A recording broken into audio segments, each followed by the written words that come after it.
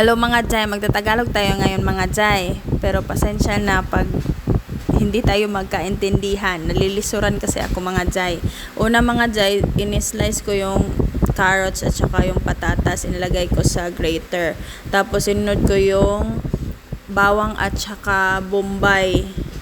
Tapos ginrate ko mga Jai. Ito yan yan yung finished product. Nilagay ko na rin yung sinislice ko na karne.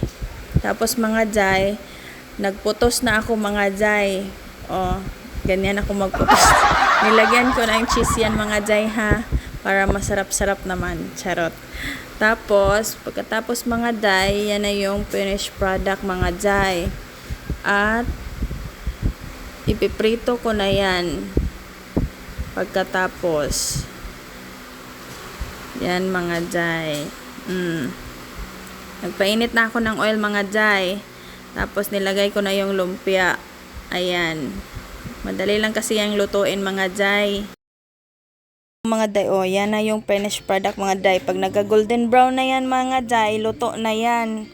Ayan, pwede na yan kainin. Masarap yan Jai.